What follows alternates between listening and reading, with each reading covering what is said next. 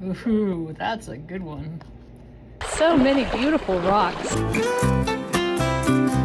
That's a nice thing to find on my way out. I can't go rock hunting in the snow. I know. I'll see if I can find some opal.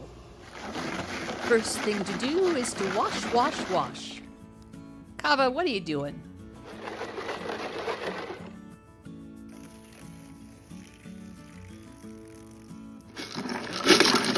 Next, I empty them all into a little bowl that has water in it.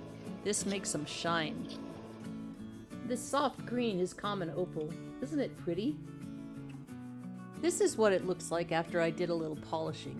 You can see it probably needs to be shaped and made smaller, but I like the natural look of this. This cool stuff is gypsum, and it's a crystal that grows in the same place that opal does.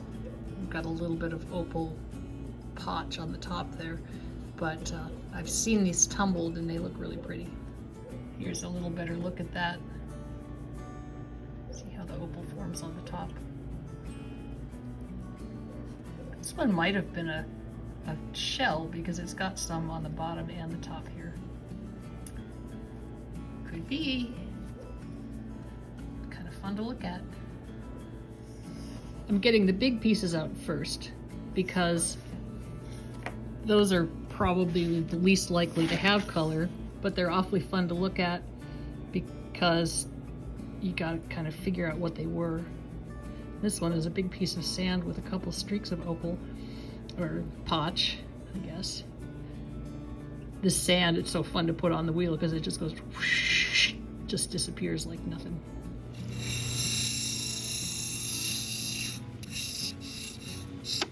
Let's take a look here. Huh.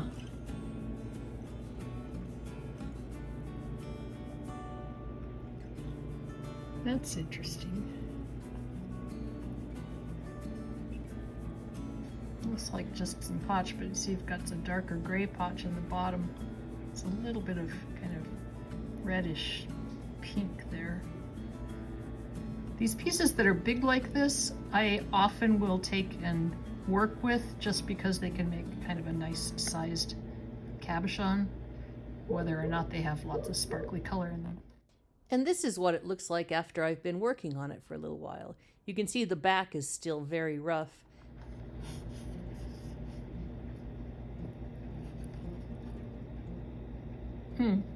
That is absolutely a shell.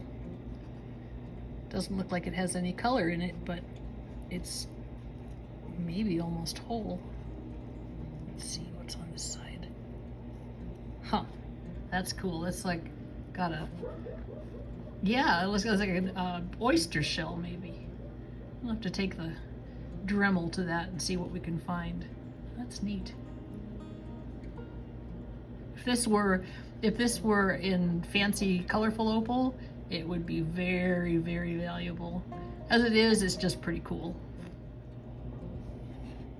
All right, that's most of the big stuff. Let's see what we've got here.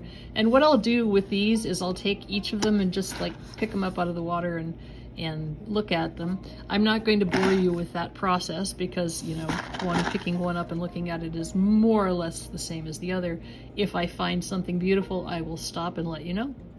Well, this is pretty cool. Again, this is a shell piece, but it's got kind of a bluish crystal color. It's lovely. The reason people look at these underwater is because it really does kind of magnify the color and just make it pop out. See, that was shining like that. Oh, look at how pretty that is. Come on, focus, please.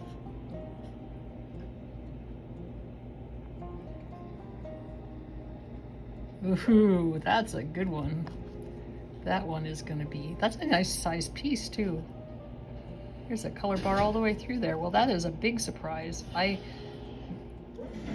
have to be honest, I haven't found a color bar that's quite that obviously a color bar in any of the other stuff that I've looked at, so this is not like necessarily a normal occurrence, but how cool that I just grabbed a half-pound bag and that's what was in it. Definitely gonna work on that one. You can see this one has some really nice sparkle in it, and then it has this cool flash. This is actually a green color to my eyes shows up blue on the camera, and it needs some more work. This is kind of more what I found before that big green one. There's some color in this, but it's kind of sparse. You see how it's sort of in the middle there. I think it probably goes down a ways, and so I might be able to get something out of this one as well. I have to admit, once I get to the smaller pieces, I have a hard time going one piece at a time, and I often will get a big old handful like this. I still try to sort them one piece at a time, but I go faster this way. This little guy, I'm pretty sure, is just potch, but I love the bluish gray color. Make a very nice little piece. Well, maybe it's got a little shine right in the middle there. It's kind of hard to tell. Yep, I was right. A little bit of shine. You can see this stuff is pretty cracked up, but it seems to hang together pretty well. Wow, I just love these gold sparkles in here. It's so pretty.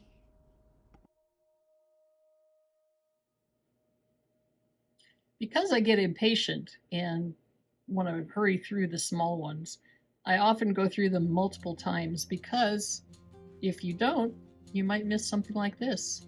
Oh, look at that. It goes all the way around. This is a great bag.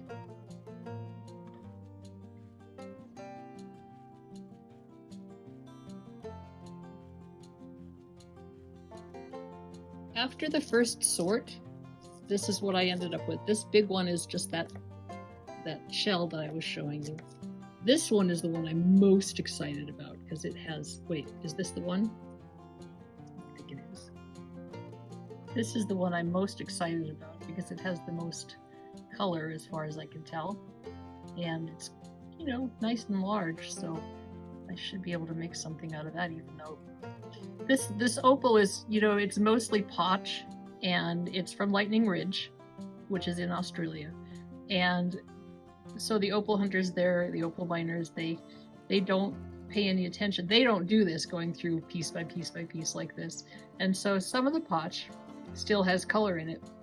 Some of it, a lot of it, does not.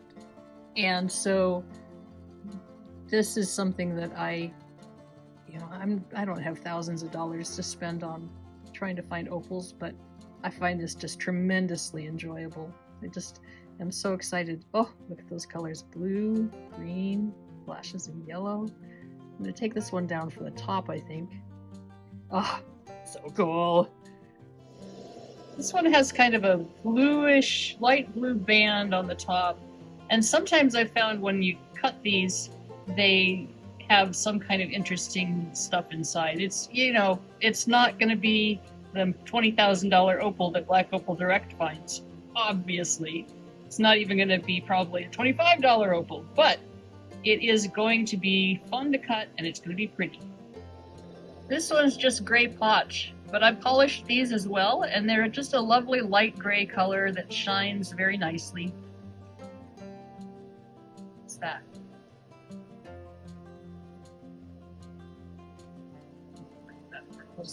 And it actually looks like there might be a very light color band right underneath the sand here. And so we're going to take that off and see what we can find.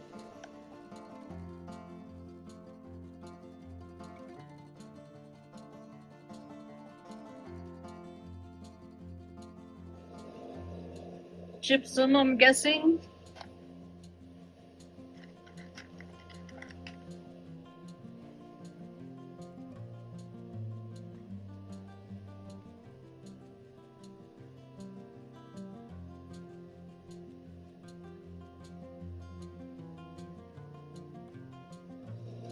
This one has just a very faint opalescence. It's probably just white, but it's got that really nice crystal color, so I'll probably do something with that as well. These things are so small that you have to be kind of creative in what you come up with.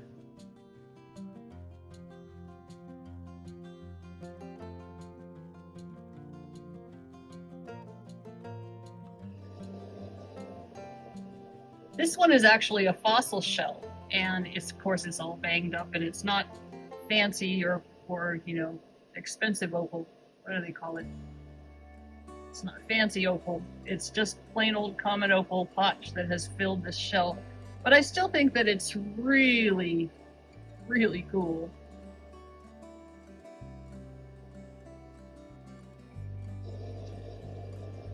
This is another one that's most likely a shell. I think with this one, what I'll do is use the Dremel to get rid of the sand on top and see what we've got.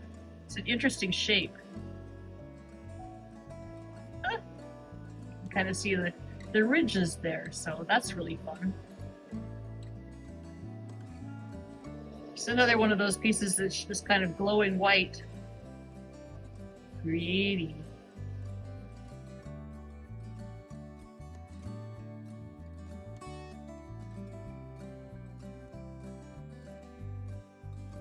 Here's another shell piece.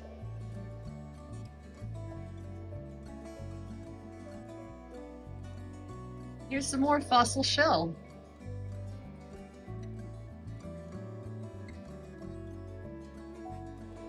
Here's another piece I might try to do something with. It's got these cool blue bands in it.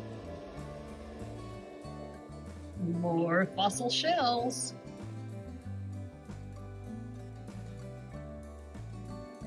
Little bit of color in this one.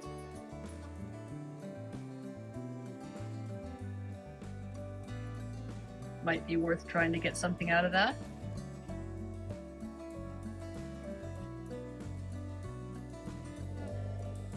You can barely see it, but there's a tiny little bit of red flash on the tip of this one.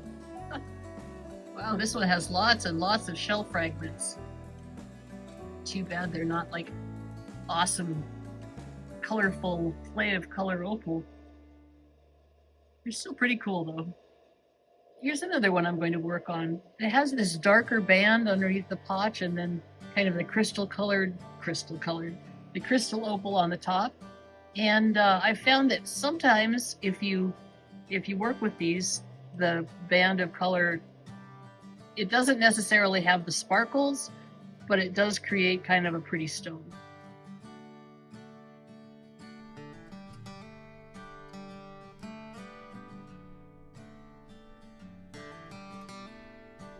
And these are actually small tubes of opal from Lightning Ridge. This is low-grade opal, so it's mostly potch.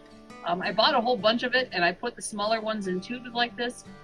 And I have a whole bunch stashed up that's ready to go on my Etsy store, but I just, I just need to do some opaling. So I'm going to take one of these tubes and see what's inside.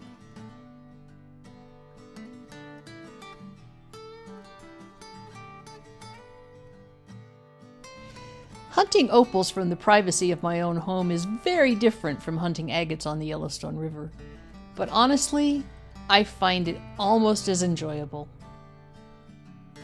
These treasure bags are available on my Etsy store, Katie Did Rocks. The link is in the description below. Thanks, and keep on doing.